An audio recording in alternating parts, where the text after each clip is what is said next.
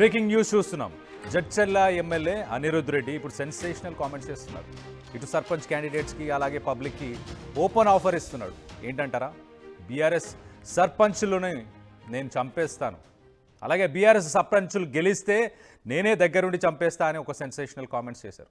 అలాగే సర్పంచులకు నిధులు ఇచ్చేది నేనే కదా, ఇందిరమ్మ ఇల్లులు కావాలంటే నేనే సంతకం పెట్టాలి, మీరు బీఆర్ఎస్ సర్పంచ్లను గెలిపిస్తే బిల్లులు రాకుండా ఇబ్బందులు పడతారు అని చెప్పేసి ఓపెన్ ఆఫర్ ఇస్తున్నాడు. ఇటు సర్పంచ్ క్యాండిడేట్స్కి సంబంధించిన క్యాన్వాసింగ్ చేస్తూ ఆయన ఇలాంటి సెన్సేషనల్ కామెంట్స్ చేశారు. ఒక్కసారి విందాం. కమిటీ వాళ్ళతో ఇస్తాను తగ్గిన ఏమి మీ బిల్లు రావు. ప్రతి బీఆర్ఎస్ నాయకులు చెప్తున్నాను, సర్పంచ్ గా గెలిచి మీరు ఏమనుకున్న అభివృద్ధి చేస్తారట. మీరు చచ్చిపోతా గెలిస్తే మీరు గెలిచినా నేను చంపేస్తాను. ఎందుకంటే మీరు గెలిచినా మీకు నిధులు ఇయ్యను, మీకు ఏమి ఇయ్యను. ఇంద్రమ్మ ఇల్లు నా ఇంద్రమ్మ కమిటీ వాళ్ళతో ఇస్తాను తగ్గిన ఏమి మీ బిల్లు రావు. ప్రతి బీఆర్ఎస్ నాయకులు చెప్తున్నాను, సర్పంచ్ గా గెలిచి మీరు ఏమనుకున్న అభివృద్ధి చేస్తారట. మీరు చచ్చిపోతా గెలిస్తే మీరు గెలిచినా నేను చంపేస్తాను. ఎందుకంటే మీరు గెలిచినా మీకు నిధులు ఇయ్యను, మీకు ఏమి ఇయ్యను. ఇంద్రమ్మ ఇల్లు నా ఇంద్రమ్మ కమిటీ వాళ్ళతో ఇస్తాను తగ్గిన ఏమి మీ బిల్లు రావు. ప్రతి బీఆర్ఎస్ నాయకులు చెప్తున్నాను, సర్పంచ్ గా గెలిచి మీరు ఏమనుకున్న అభివృద్ధి చేస్తారట. మీరు చచ్చిపోతా గెలిస్తే మీరు గెలిచినా నేను చంపేస్తాను. ఎందుకంటే మీరు గెలిచినా మీకు నిధులు ఇయ్యను. చచ్చిపోతా అంటూ మీరు గెలిచినా కూడా నేనే చంపేస్తా అంటే ఏ రకంగా చంపేస్తా అంటున్నాడు?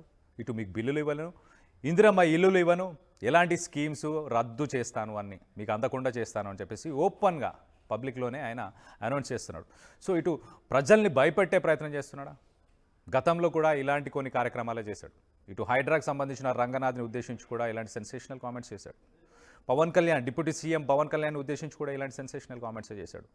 సో ప్రస్తుతానికి దీనిపై ఎలాంటి చర్చ జరుగుతుంది, దీనికి సంబంధించి మరిన్ని వివరాలు తెలుసుకునే ప్రయత్నం చేద్దాం. మా ప్రతినిధి శివాజీ ఉన్నారు, శివాజీతో మాట్లాడి తెలుసుకునే ప్రయత్నం చేద్దాం. శివాజీ, చెప్పండి, అసలు దీనిపై ప్రజలు ఎలా స్పందించారు?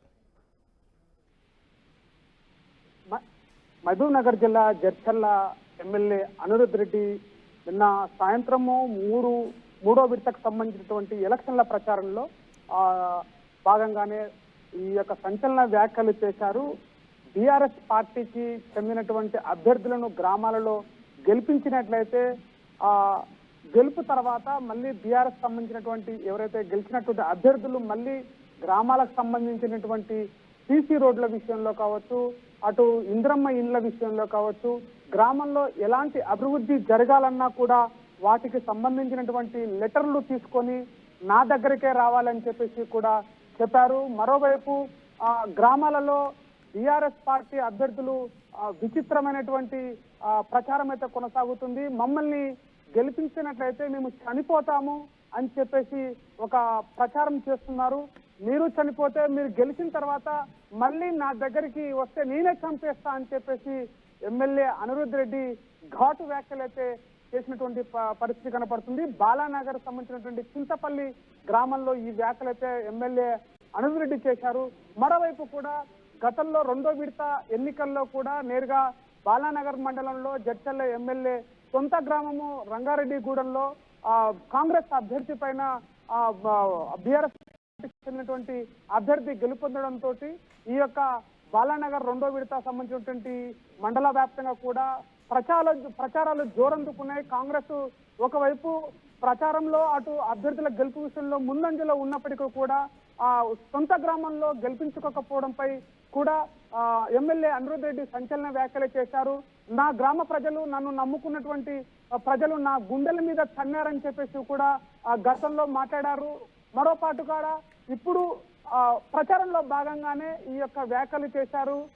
ప్రతి గ్రామ పంచాయతీలో కాంగ్రెస్ అభ్యర్థులు బలపరిచినటువంటి అభ్యర్థులు ఎవరుతున్నారో కాంగ్రెస్ పార్టీకి సంబంధించిన అభ్యర్థులు వాళ్ళందరినీ కూడా ప్రజలు గెలిపించుకున్నట్లయితేనే రేపు గ్రామానికి కావాల్సినటువంటి సంక్షేమ పథకాల విషయంలో కూడా నా దగ్గరికే రావాలి, అప్పుడు మాత్రమే ఈ యొక్క గ్రామాలు అభివృద్ధి చెందుతాయి ఇలా అని చెప్పేసి కూడా పరోక్షంగా కూడా చేసినటువంటి వ్యాఖ్యలు కూడా జిల్లా వ్యాప్తంగా కూడా చాలా సంచలనంగా మనం చెప్పుకోవచ్చు. ఈ యొక్క ఏవైతే అభ్యర్థులు బీఆర్ఎస్ సంబంధించినటువంటి ఇతర పార్టీలకు సంబంధించినటువంటి అభ్యర్థులు ఎవరైతే మమ్మల్ని గెలిపించకపోయినట్లయితే ఓటర్లందరూ కూడా మేము చనిపోతాము అని చెప్పేసి ఏవైతే చెప్తున్నారో, మీరు చనిపోవడమే కాదు, రేపు గ్రామానికి చెందినటువంటి అభివృద్ధి ఏ బిల్లు అయినా సరే, అటు ఇందిరమ్మ ఇల్లు బిల్లు అయినా సరే, మరోపక్క సీసీ రోడ్ల విషయంలో కూడా కావచ్చు, ఇలాంటి బిల్లులు ఏవైనా సరే తీసుకురావాలంటే నా దగ్గరికే రావాలి, నేను ఎలా సంతకాలు చేస్తాను అని చెప్పేసి కూడా ఎమ్మెల్యే అనిరుద్ రెడ్డి వ్యాఖ్యలు అయితే సంచలనంగా మారినాయి. కళ్యాణ్, అయితే శివాజీ, దీనిపై బీఆర్ఎస్కి సంబంధించిన నాయకులు కానీ, బీఆర్ఎస్కి సంబంధించిన సర్పంచ్ క్యాండిడేట్స్ కానీ ఎవరైనా దీనిపై స్పందించారా?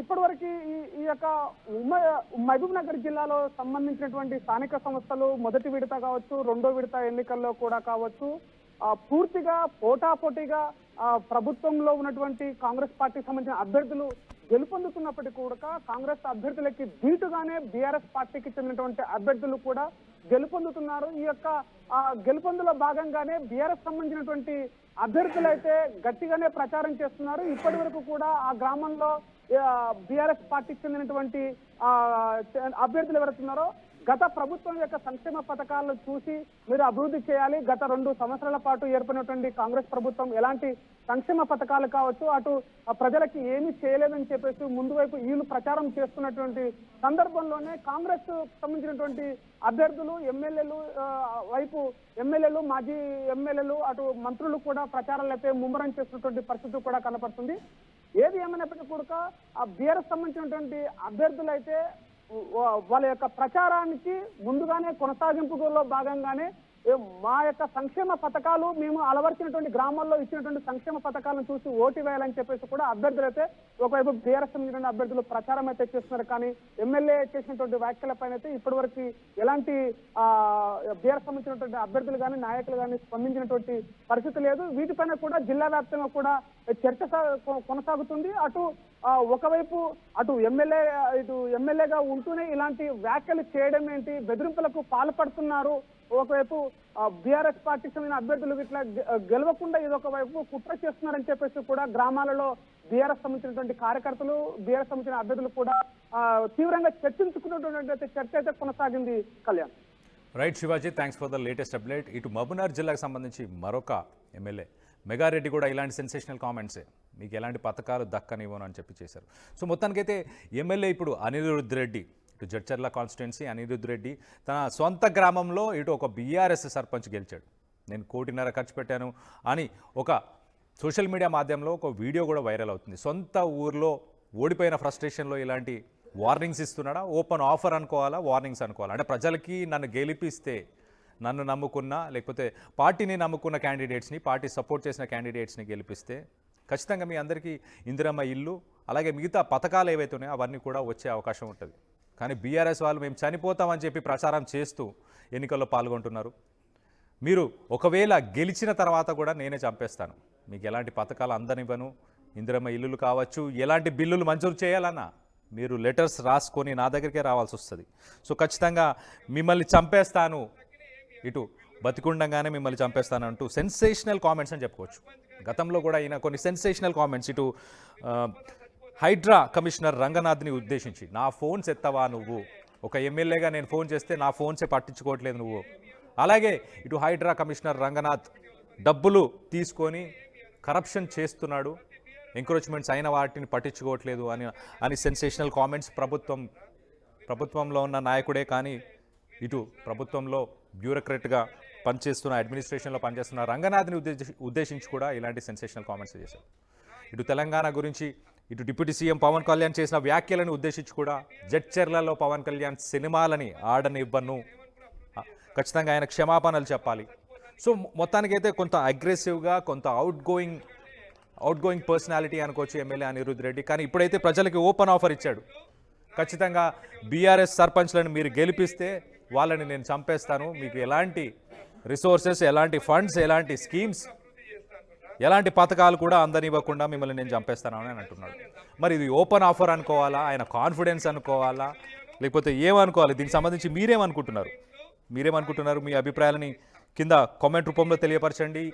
ఇటు ఎమ్మెల్యే అనిరుద్ రెడ్డి, ఉమ్మడి మహబూబ్ నగర్ జిల్లాకు సంబంధించి ఇంకొక ఎమ్మెల్యే కూడా ఇటు మెగారెడ్డి కూడా ఇలాంటి సెన్సేషనల్ కామెంట్సే,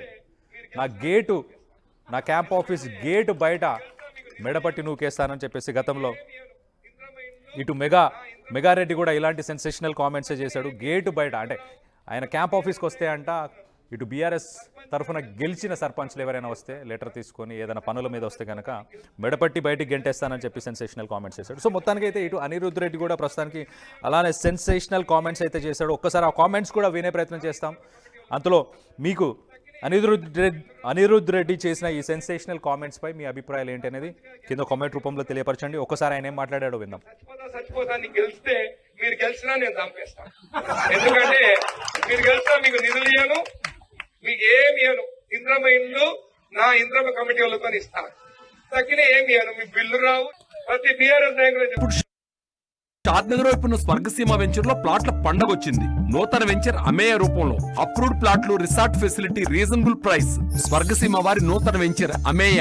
నగల సామ్రాజ్యం పెద్దది, మన వేడుకల్లో నగల పాత్ర పెద్దది. నగల్లో మన సంప్రదాయం అది పెద్దది. అదే విధంగా నగలు కొనేటప్పుడు మీ సేవింగ్స్ కూడా ఇకపై పెద్దగా ఉంటుంది. అన్ని నగల తరుగును ముందు కన్నా ఇంకా తగ్గించాం. ఈ తక్కువ తరుగును చూస్తే వెంటనే నగలు కొనేస్తారు. డైమండ్ జ్యువెలరీ ధరలు కూడా పెద్ద లెవెల్లో తగ్గించాం. ఇకపై అందరూ డైమండ్ జ్యువెలరీ కొనుక్కోవచ్చు. ఏ ఆఫర్లోనూ పక్కదారి పట్టకండి. ఇక్కడికొచ్చి కంపేర్ చేస్తేనే తెలుస్తుంది మీకు ఎంత పెద్దగా డబ్బులు ఆదా అవుతుందో అని. ఈ తరుగు కన్నా ఎక్కువ ఇస్తే మీరు కష్టపడి సంపాదించిన డబ్బు వృధా చేసినట్టే.